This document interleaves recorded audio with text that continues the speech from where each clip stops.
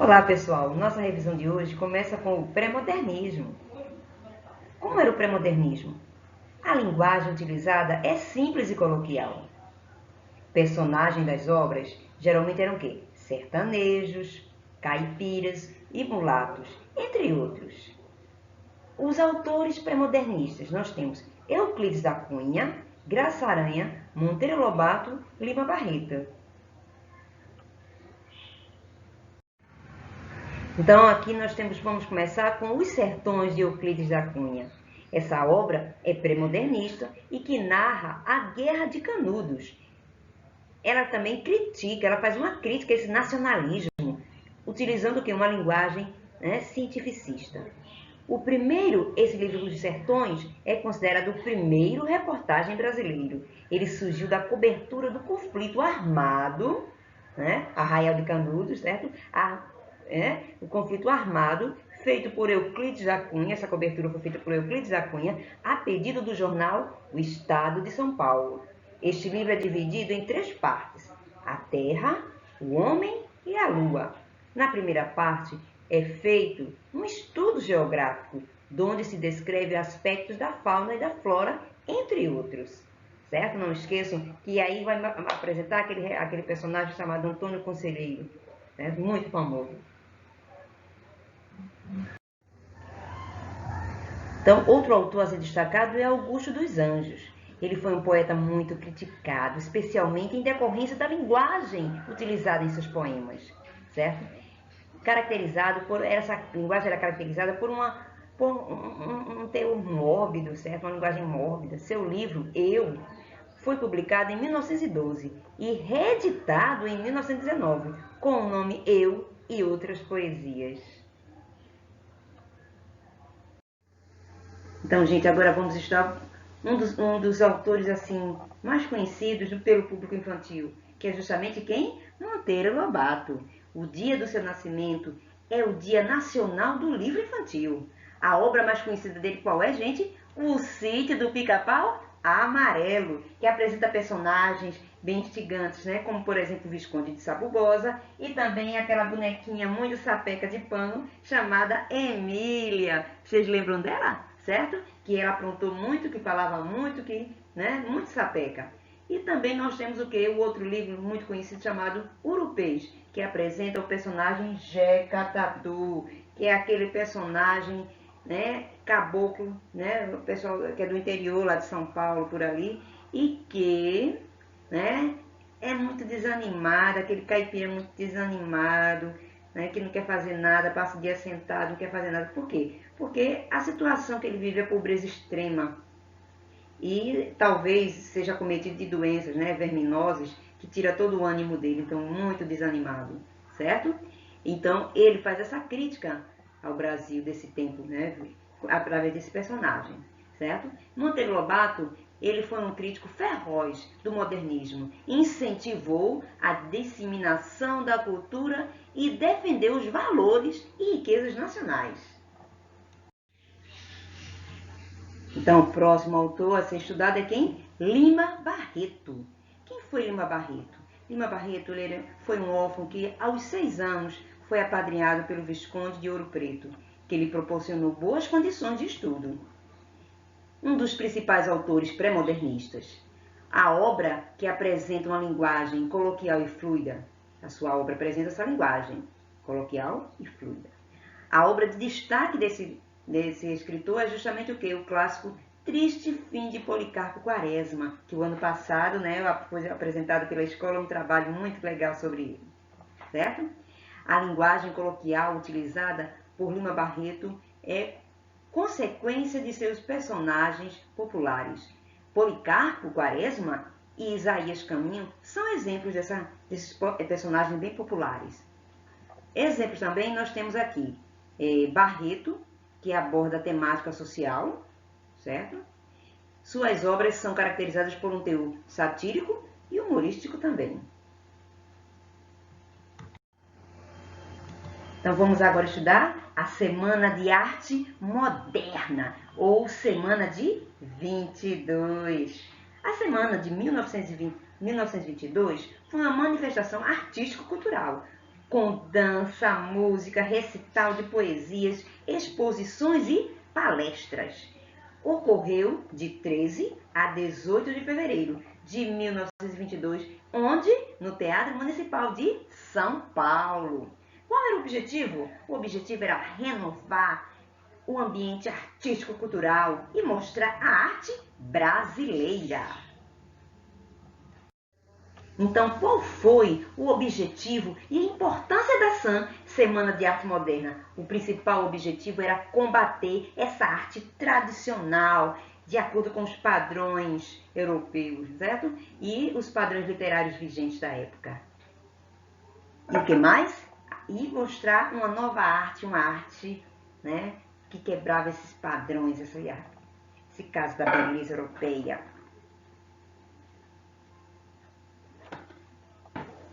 Então, gente, o que acontece? A partir dela, a arte brasileira mudou, retratando o povo brasileiro e a sua cultura. Que coisa linda! A importância foi reconhecida aos poucos, pois na época o evento não teve a atenção dos jornais e da crítica e do público, infelizmente. Seus participantes não tinham um projeto artístico comum, contudo, eram unidos pelo desejo de liberdade de criação e de romper com a cultura tradicional. Então vamos agora ver o quê? O cenário da época e os participantes. Como é que estava esse cenário? Estava com o crescimento do capitalismo e a consolidação da república e o crescimento da elite paulista.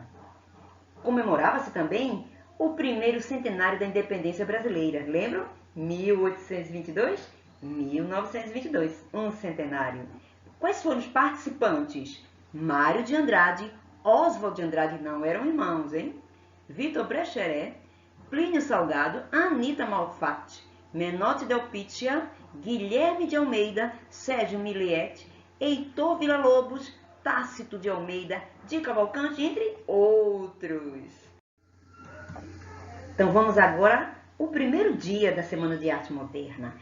O primeiro dia, né, foi o dia da abertura, em 13 de fevereiro, o teatro lotou, né, todo mundo curioso, o teatro lotou, o Teatro Municipal de São Paulo.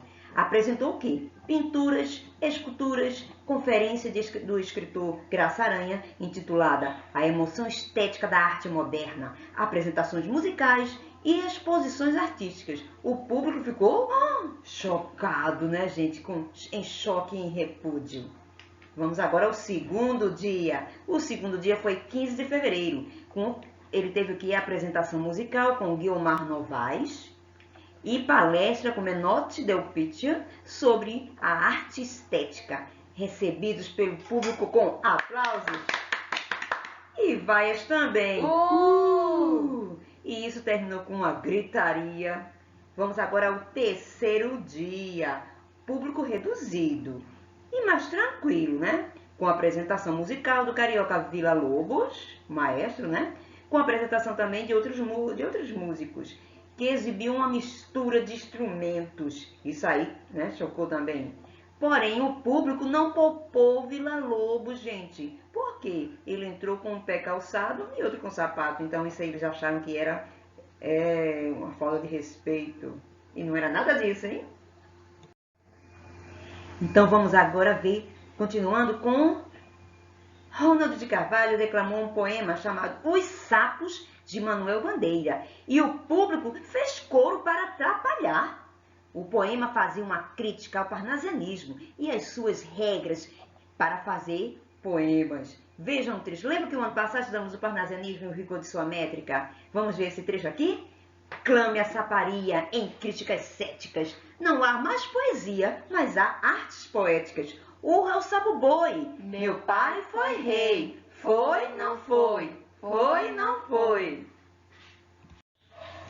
Veja agora um exemplo da valorização do falar coloquial, ou seja, falar do povão. No poema Pronominais, de Oswald de Andrade, o escritor propõe o uso do português do Brasil, valorizando o uso dessa linguagem coloquial. Poema de versos livres, ou seja, sem rima, né? Sem se preocupar com aquela métrica rigorosa, tinha como foco o tema da colocação pronominal, que na linguagem informal é utilizada de maneira incorreta com o pronome me né? No início da frase. Vocês sabem que não pode iniciar a frase com pronome oblíquo, né, gente? Lembram? Vamos ver agora pronominais. Ver-me, um cigarro, diz a gramática do professor e do aluno e do mulato sabido. Mas o bom negro e o bom branco da nação brasileira dizem todos os dias: deixa disso, camarada, me dá um cigarro. Agora vamos ver as orações coordenadas por meio de exercícios. Primeira questão. A oração Chico Buarque não só compõe, mas também canta. Classifica-se como coordenada? Letra A, adversativa. Letra B, explicativa. Letra C, aditiva. Não esqueçam que a adversativa dá ideia contrária. A explicativa explica e a aditiva soma. Então aí, o que aconteceu, gente? Se Chico Buarque, ele compõe e também canta, né? Mas também canta. Então aí eu somei as ações. Se eu somei, o que vai acontecer? Ela é letra C, aditiva. Vamos agora à segunda questão? A oração. Os brasileiros viajam muito. No entanto, poucos conhecem bem o Brasil. Vejam bem aí. Se eles viajam muito, no entanto, poucos conhecem o Brasil. Seria o quê? Letra A, adversativa. Letra B, explicativa. Letra C, aditiva. Então, o que é aí, gente? Se eles viajam muito, no entanto, poucos conhecem o Brasil, deu uma ideia de quê? De contradição. Então, a resposta é letra A, adversativa. Vamos agora à terceira questão? As orações abaixo classificam-se respectivamente, ou seja, exatamente na ordem, nesta ordem. Então, vamos lá. Letra A. Ora chama pela mãe, ora quer o pai. Ora chama pela mãe, ora quer o pai. Letra B. Leve um agasalho, pois deverá esfriar. Então, vamos ver aí. Se eu digo, ora chama pela mãe, ora quer o pai, eu estou dando o quê? Entendendo a questão da escolha, né? A alternância aí, uma coisa acontece depois, acontece a outra, assim. Então, alternância, certo? A escolha. E a letra B? Leve um agasalho, pois deverá esfriar. Eu estou justificando, estou dizendo a ele, explicando por que ele deve levar esse agasalho. Então, neste caso, seria o que, gente? Qual é a resposta? Letra C. Ou seja, alternativa e explicativa. Certo? Acertaram? Então, agora vamos estudar as orações subordinadas adverbiais. Ok? Então, vamos lá. Terceira questão, né? Qual dessas orações é subordinada adverbial proporcional? Lembra o que é uma proporcional? É justamente aquela que indica que está acontecendo coisas ao mesmo tempo, ou de forma direta, ou de forma indireta. Aí, então, nós temos aqui.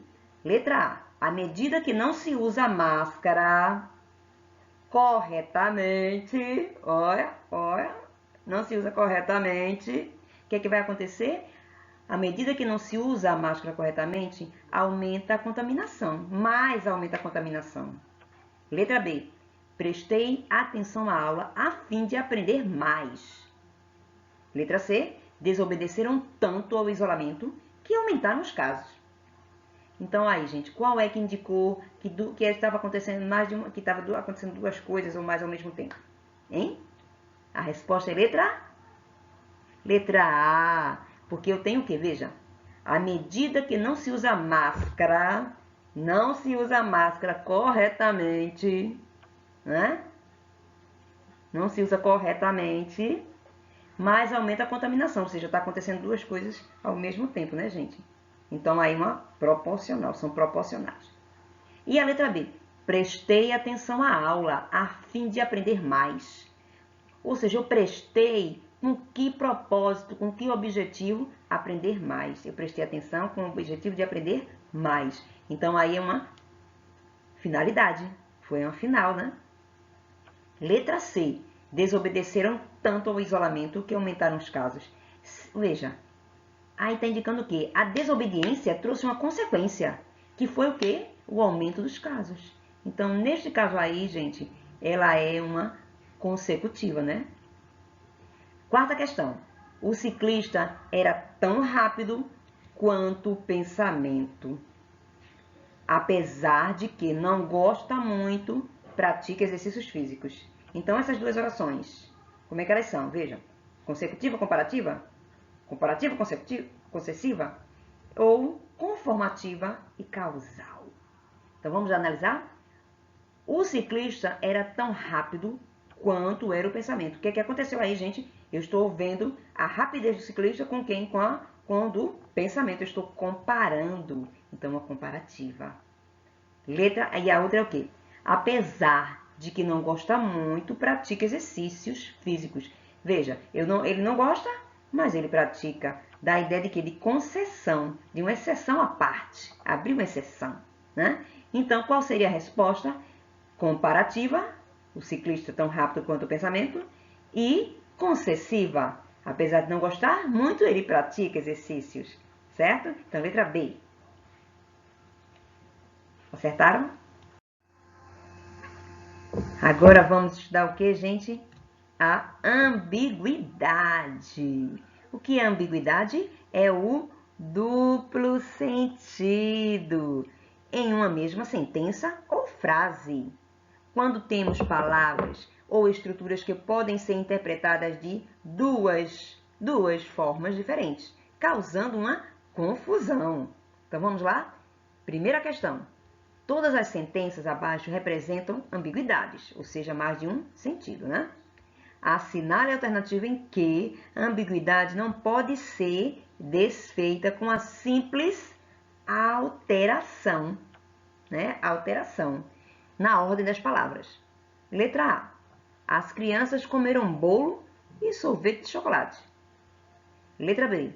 Ele viu a moça com um binóculo. Letra C. Ela saiu da loja de roupa.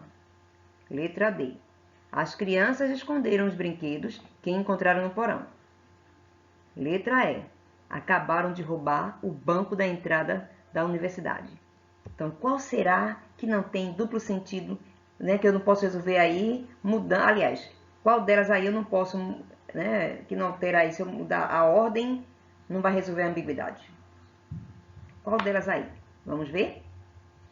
Vamos ver a letra A. Já descobriram? Vamos ver a letra A?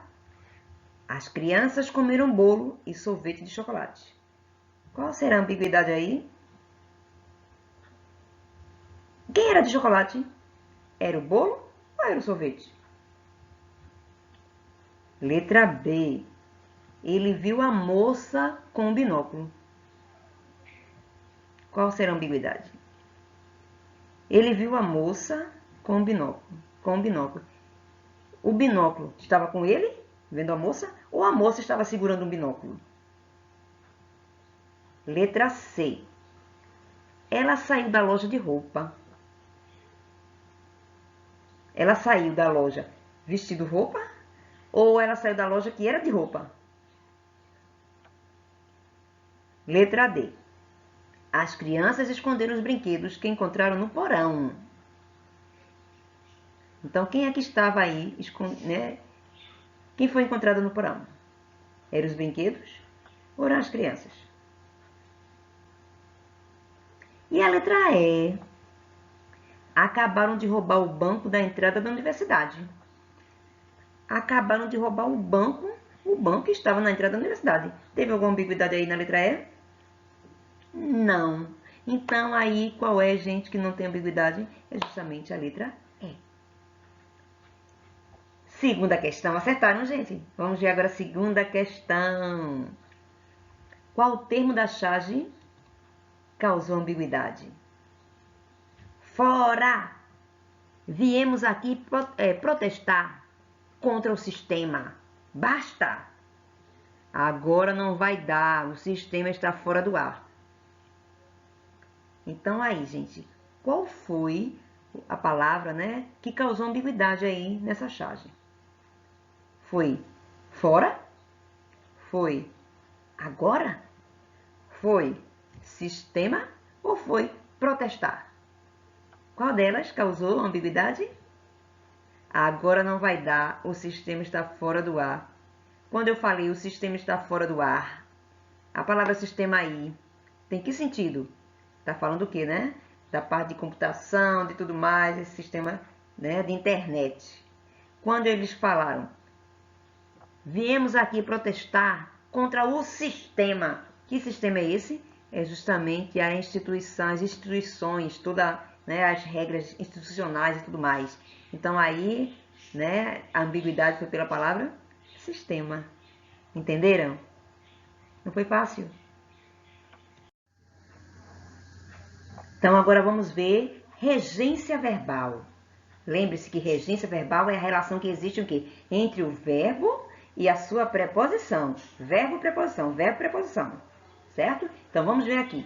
A regência verbal está errada em letra A, esqueceu-se do endereço. Letra B, não simpatizei com ele. Letra C, o filme a que assistimos foi ótimo. Letra C, letra D, faltou-me completar aquela página. Ou letra E, aspiro um alto cargo político. Então aí, qual será o erro? Onde está o erro? Vamos analisar cada uma? Vamos lá. Letra A, esqueceu-se. Veja, o verbo esquecer, ele está o que? Acompanhado por um pronome aí, o se, né? Então, quando o verbo esquecer, ele é pronominal, lembre-se, esquecer-se, quem se esquece de alguma coisa. Então, aí, esqueceu-se do endereço, do é de mais ó, né? Então, aí está corretíssimo. Esqueceu-se de quê? Esqueceu-se do endereço. Correta.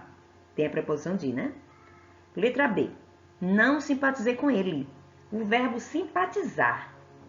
Quem simpatiza, simpatiza com alguma coisa, com alguém. Então, neste caso aí, ou também antipatizar, lembram? Antipatizar com, é a mesma regência. Então, aí, não simpatizei com, corretíssimo. Letra C. O filme a que assistimos foi ótimo, Veja, o verbo assistir significa o que aí nessa frase? Significa ver, né? Assistir no sentido de ver, significando ver. Então, o filme a que assistimos foi ótimo. O verbo assistir com o sentido de ver pede o quê? Preposição a. Não esqueçam disso, preposição a. Então, assistir a que, no sentido de ver, certo? Então, o filme a que assistimos. Corretíssima. Letra B. Faltou-me completar aquela página. Faltou a quem? A mim. Faltou a mim completar. Então, faltou-me completar. Certíssimo, né? Letra E.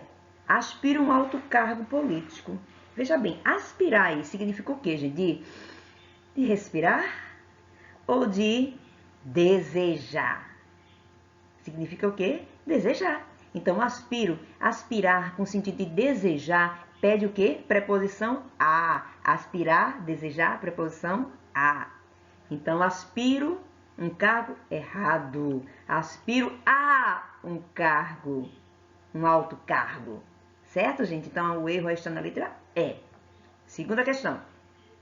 Assinale a frase onde a regência do verbo assistir está errada. Olha aí.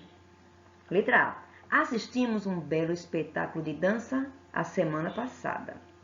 Letra B. Não assisti à missa. Letra C. Os médicos assistiram os doentes durante a epidemia. E letra D. O técnico assistiu os jogadores. Então, neste caso aí, assistir, qual está errado? Na letra A, B, C ou D? Vamos lá. Na primeira aqui, vamos ver o significado de assistir, né? Assistimos um belo espetáculo. Assistir significa o que aí, gente? Ver, né? Significa ver. Então, se assistir tem o significado de ver, ele pede o que? A preposição a. Então, o erro está de cara aí na letra A. Então, assistimos a um belo espetáculo seria o certo. Então, o erro está na letra A. Não vamos ver os outros? Letra B. Assistir à missa. Veja, assistir no sentido de ver também, né? De estar presente. Então, assistir a quê? Preposição a. A missa, eu tenho o artigo a. Então, a com a dá o quê? Dá o quê? Acraseado, né? Acraseado. Então, neste caso aí, assistir à missa, certíssimo. E letra C. os médicos assistiram os doentes durante a epidemia. No caso aí é o quê? De dar assistência, assistir no sentido de dar assistência, né? Ajudou, os médicos ajudaram. Então aí, objeto direto, né? Assistiu, nele não pede preposição. E letra D, o técnico assistiu os doentes. Ou, desculpem, o técnico assistiu os jogadores. Então, neste caso aí, assistir também no sentido de, né, que ele ajudou, deu assistência lá, certo? Então, o erro está na letra A. Vamos ver aqui essa chave? Veja o gatinho aí. Não pise na grama. Então, o que vai acontecer? O verbo pisar. O verbo pisar tão usado aí, eu vejo em tantas placas por aí. O verbo pisar, veja, no coloquial a gente fala realmente, não pise na grama. Eu falar, é a variação coloquial, né? A variação linguística aí. Mas se eu digo assim, o verbo pisar, quem pisa, pisa o quê? Ele é transitivo direto. Se ele é transitivo direto, então ele não pede preposição, certo? No coloquial, no dia a dia, se aceita, sim, se usa, né? Mas ele como transitivo direto, então não pise a grama. Certo, gente? Então, vamos continuar aqui com a regência verbal. Terceira questão. Assinale a alternativa em que a regência verbal está de acordo com a norma culta. Letra A. As crianças, obviamente, preferem mais os doces do que os legumes e verduras. Letra B. Assista uma TV de LCD pelo preço de uma projeção e leve junto um home theater. Letra C. O jockey Nelson de Souza foi para a Inglaterra visando títulos e euros. E letra D. Construir impérios a partir do nada implica inovação e paixão pelo risco. E letra C. A Caixa Econômica informou os mutuários que não haverá prorrogação de prazos. Então, qual dessas está de acordo com a norma culta? Só tem uma que está dentro da gramática, de acordo com a gramática. Quarta questão. Assinale a alternativa em que haja erro de regência verbal. Letra A. Dei-lhe um belo presente de aniversário. Letra B. Levei-o para o médico esta manhã. Letra D. Fui no cinema ontem. Letra C. Gostamos desse novo filme. E letra E. O lenço caiu no chão. Então, aí, qual dessas está com erro de regência verbal? Então, respondam aí. Então, vamos agora às respostas. Quem acertou? A primeira questão é a letra D. Construir impérios a partir do nada implica inovação e paixão pelo risco. Certo? A letra A seria o quê? As crianças, obviamente, preferem doces aos legumes. Porque quem prefere uma coisa à outra. E não uma coisa mais do que a outra. Isso não. A letra B. Assista a uma TV de LCD. Assistir no sentido de ver, né? Então, assista a. Certo? Preposição a. Então, não tinha, né? Então, certo? O verbo assistir com o sentido de ver exige a preposição a. Letra C. O jockey Nelson de Souza foi para a Inglaterra visando no sentido de objetivar, de ter como, né, pretendendo aí, que? Visando a títulos e euros. Então, neste caso aí, visar no sentido de ter por objetivo, né? Certo? Então, tem que ter a preposição a. O verbo visar no sentido de objetivar, certo? Tem que ter por objetivo. Letra D. A Caixa Econômica informou. Quem informa o quê? A quem, né? Informou aos mutuários. Então, o verbo informar exige dois complementos. Informar o quê? Informar a quem, certo? Segunda questão. Fui no cinema ontem. Gente, quem vai a algum lugar, né? Vai a algum lugar. Fui ao cinema, certo? Então, fui ao cinema, certo? Então, indicando sentido, destino, exige a preposição a ou para. Ok, gente? Então, vamos agora, né, ver a regência nominal, que é a relação do quê? Do nome e a preposição, certo? O nome e a preposição que ele pede, que ele precisa. Então, vamos lá. Primeira questão. Assinale a alternativa que está inadequada quanto à regência nominal, ou seja, que não está correta, né, minha gente? Inadequada. Letra A. Ela é apegada em joias. Apegada? Letra B. Estavam cansados de tantas brigas. Cansados. Letra C. A confiança em Deus era incondicional. Confiança. Letra D. Procuravam os suspeitos do crime. Suspeitos. Então, qual é que está inadequada aí? Segunda questão. A transgressão à regra nominal, a regência nominal, né? Qual é a alternativa aí? A alternativa? Letra A. Sou morador de Sobral. Letra B. Paulo tem liderança sobre o grupo. Letra C.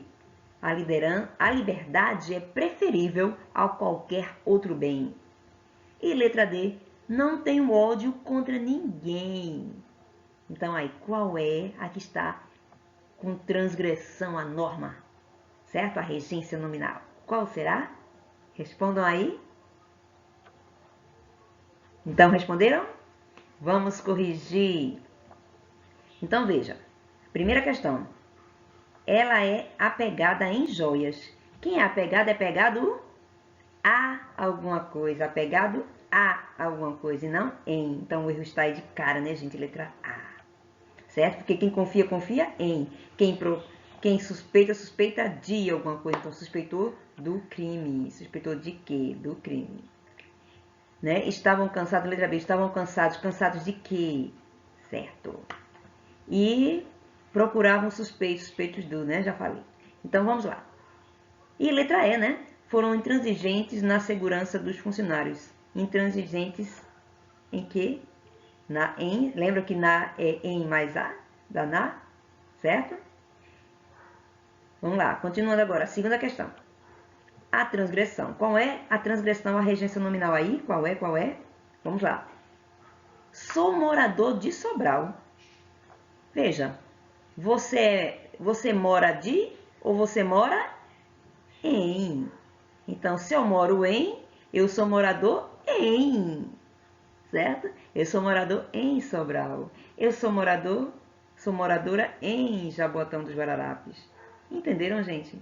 Então, se eu moro em, então eu sou moradora em. Letra B. Então, o erro está na letra A, né? Letra B, Paulo tem liderança sobre. Quem tem liderança sobre. A liberdade é preferível a qualquer outra coisa. Ou seja, quem prefere uma coisa à outra. Então, é preferível uma coisa à outra. Certo? Não tenho ódio contra ninguém. Ódio contra. Corretíssimo. Então, o erro está na letra A. Então, assim, a gente concluiu a nossa revisão, certo? Com a regência nominal. Espero que tenham, né, relembrado tudo direitinho e estudem para a nossa avaliação. Ok, gente? Abraço e boa sorte!